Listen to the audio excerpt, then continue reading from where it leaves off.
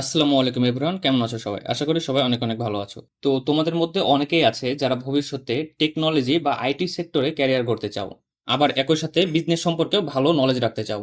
কারণ ইঞ্জিনিয়ারিং পড়লেও অনেকের স্বপ্ন থাকে ভবিষ্যতে নিজের একটা স্টার্টআপ বা বিজনেস দাঁড় করানো। তাছাড়া বর্তমান যুগে টেকনোলজি জানলেই হয় না, বিজনেস সম্পর্কে ধারণা থাকাটা অনেক গুরুত্বপূর্ণ। কারণ একটা স্টার্টআপ সফল করতে হলে টেকনোলজির পাশাপাশি management, information system, business process ইত্যাদি সম্পর্কে ভালো ধারণা থাকতে হয়। তাই তোমাদের যারা টেকনোলজি এবং বিজনেস দুই দিকেই আগ্রহী তাদের জন্য আজকের ভিডিওটা অনেক উপকারী হতে চলেছে। কারণ আজকে আমি এমন একটি সাবজেক্ট নিয়ে আলোচনা করব যেখানে তোমরা কম্পিউটার সায়েন্সের কোর নলেজের পাশাপাশি বিজনেস এবং ইনফরমেশন ম্যানেজমেন্ট সম্পর্কেও গুরুত্বপূর্ণ জ্ঞান অর্জন করতে পারবে। আর সেই সাবজেক্টটার নাম হলো সিআইএস, যার পূর্ণরূপ হলো কম্পিউটিং অ্যান্ড ইনফরমেশন সিস্টেম। তাহলে চলো দেখে নেওয়া যাক এই সাবজেক্টটাতে কি কি পড়ানো হয় এবং এর কারিকুলাম কেমন, এবং সিএসসির সাথে এর পার্থক্যটা কি এবং ভবিষ্যতে এর ক্যারিয়ার অপরচুনিটি কেমন। So let's get started.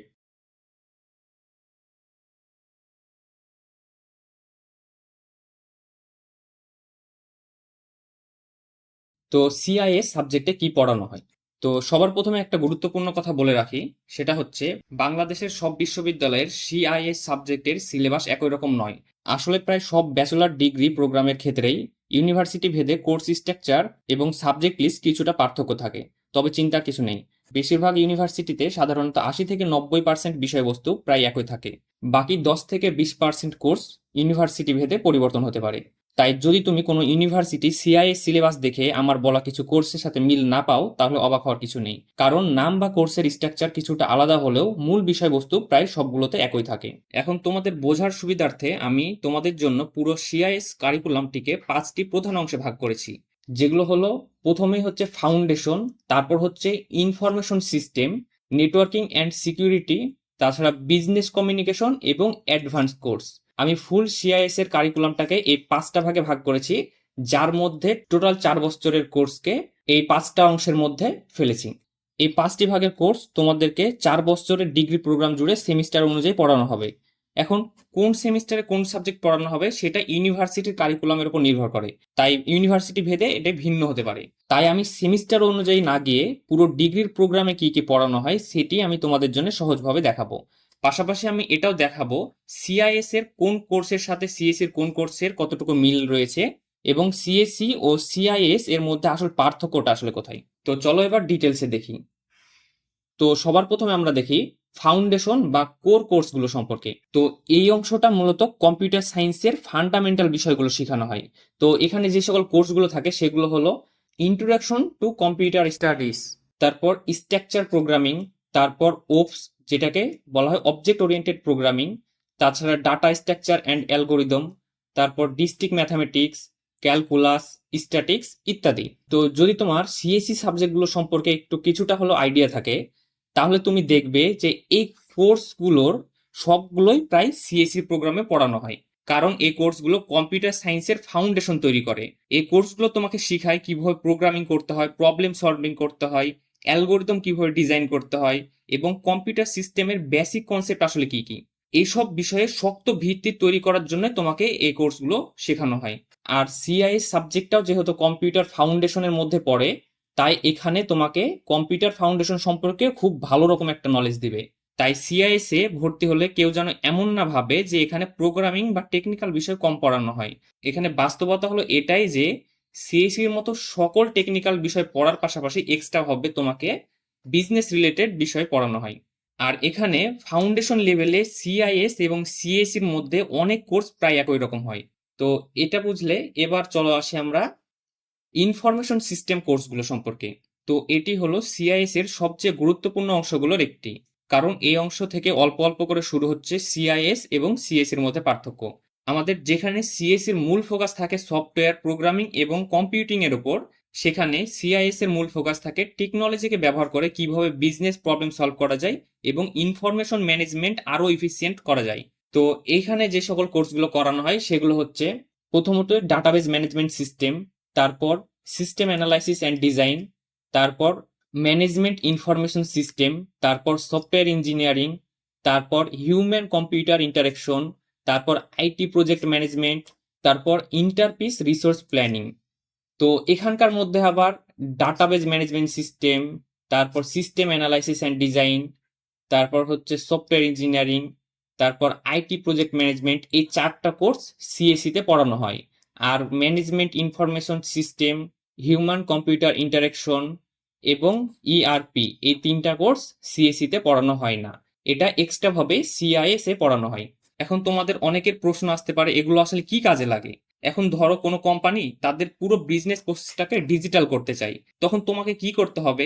তোমাকে প্রথমে তাদের বিজনেস রিকোয়ারমেন্ট গুলো বুঝতে হবে, তারপর সিস্টেম ডিজাইন করতে হবে এবং সেই কোম্পানির সব ডাটাগুলো স্টোর করার জন্য একটা সুন্দর ডাটাবেস তৈরি করতে হবে এবং সেই কোম্পানির সব প্রজেক্ট ম্যানেজ করতে হবে এবং সব শেষে পুরো সিস্টেমটাকে মেনটেন করতে হবে।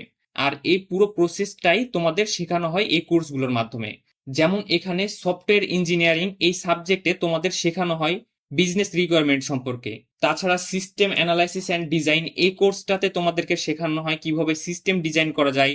তাছাড়া ডাটাবেজ ম্যানেজমেন্ট সিস্টেম এই কোর্সটাতে তোমাদেরকে শেখানো হয় কিভাবে সুন্দরভাবে ডাটাবেজ ডিজাইন করা যায় ইত্যাদি।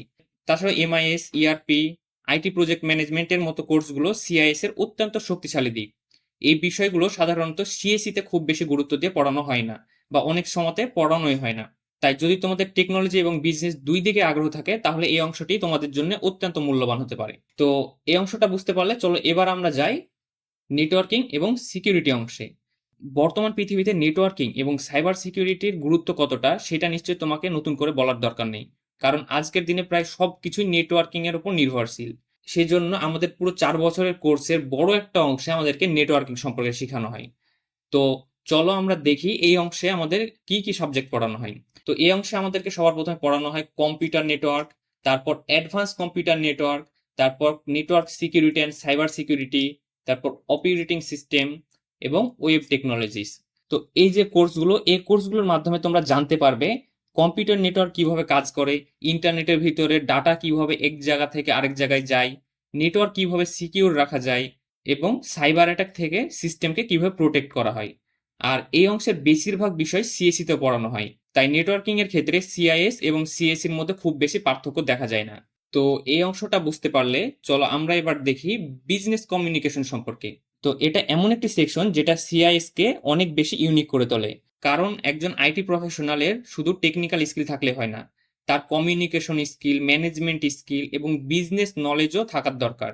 আর এই অংশে সাধারণত তোমরা যেসব কোর্স শিখে থাকো সেগুলো হলো প্রথমেই ইংলিশ রিডিং অ্যান্ড কমিউনিকেশন, তারপর বিজনেস কমিউনিকেশন, তারপর প্রিন্সিপাল অফ ম্যানেজমেন্ট, তারপর অ্যাকাউন্টিং ফর আইটি, তারপর Bangladesh studios and social service.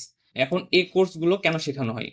এই কোর্সগুলো শেখানো হয় কারণ এই কোর্সগুলোর মাধ্যমে তোমরা শিখবে প্রফেশনাল লেভেলের কমিউনিকেশন, তাছাড়া কিভাবে প্রপারভাবে টিম ম্যানেজমেন্ট করতে হয়, তাছাড়া বিভিন্ন ধরনের বিজনেস প্রসেস, অর্গানাইজেশন স্ট্রাকচার এবং কর্পোরেট এনভায়রনমেন্টে কাজ করার জন্য বিভিন্ন প্রয়োজনীয় স্কিল। আর এখানে সিআইএস এর সাথে সিএসসি এর অন্যতম বড় পার্থক্য দেখা যায়, কারণ সিএসসি তে বিজনেস রিলেটেড সাবজেক্ট তুলনামূলক কম থাকে, কিন্তু সিআইএস এ এগুলোকে বেশি গুরুত্ব দেওয়া হয়। তো এই অংশটা বুঝতে পারলে এবার আমরা চলো দেখি অ্যাডভান্স বা ইলেকটিভ কোর্স সম্পর্কে। তো তোমাদের ডিগ্রির শেষের দিকে এসে সাধারণত কিছু অ্যাডভান্স টেকনোলজি নিয়ে কাজ করার সুযোগ দেওয়া হয় তোমাদেরকে।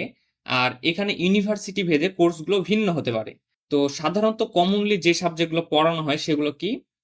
প্রথমে হচ্ছে ক্লাউড কম্পিউটিং, তারপর ই কমার্স, তারপর হচ্ছে artificial intelligence, machine learning, mobile application development, তারপর big data and data analysis, internship বা ইন্ডাস্ট্রিয়াল ট্রেনিং এবং ফাইনাল ইয়ার প্রজেক্ট বা থিসিস।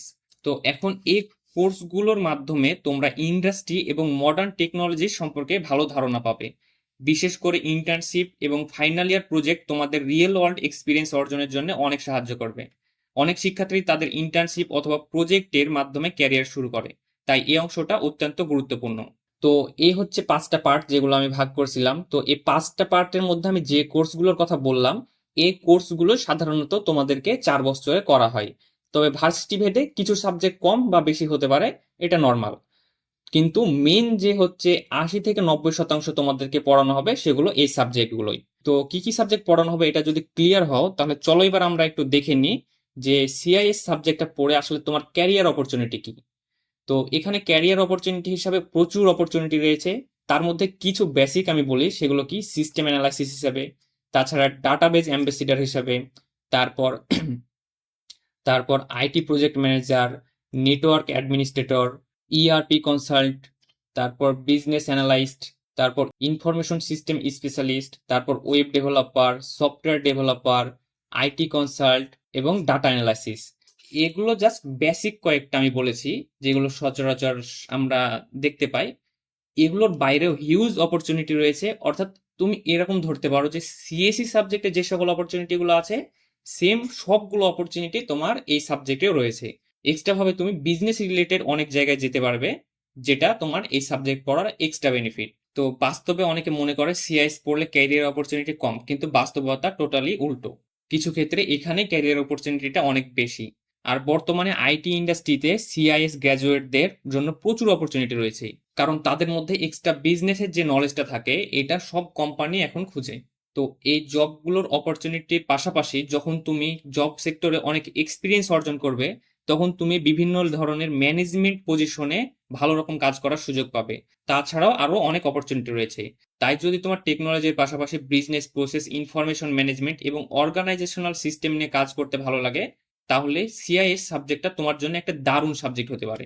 তো আজকের ভিডিওতে আমরা সিআইএস সাবজেক্টের ওভারভিউ, এর কোর্স স্ট্রাকচার, সিএসসির সাথে এর পার্থক্য, ক্যারিয়ার অপরচুনিটি ইত্যাদি সম্পর্কে জানলাম। তো যদি ভিডিওটা তোমার ভালো লেগে থাকে তাহলে অবশ্যই একটা লাইক করে দিও, এবং চ্যানেলটি যদি সাবস্ক্রাইব করে না থাকো তাহলে পরবর্তীতে আরো ভালো ভালো ভিডিওগুলো পাওয়ার জন্য চ্যানেলটিকে এখনই সাবস্ক্রাইব করে রাখো। কারণ ভবিষ্যতে আমি সিএসসি, সিআইএস, এসডব্লিউই, আইসিটি, ট্রিপলি ইত্যাদি অন্যান্য টেকনোলজি রিলেটেড সাবজেক্ট নিয়েও বিস্তারিত আলোচনা করব।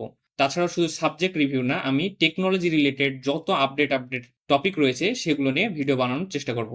আর তুমি যদি কোনো স্পেসিফিক সাবজেক্ট সম্পর্কে ওভারভিউ চাও তাহলে কমেন্ট করে জানাতে পারো, আমি সেইটা সম্পর্কেও একটা ভিডিও বানিয়ে দেবো ইনশাআল্লাহ। তো দেখা হচ্ছে পরবর্তী ভিডিওতে, ততক্ষণ সবাই ভালো থাকো, আল্লাহ হাফেজ।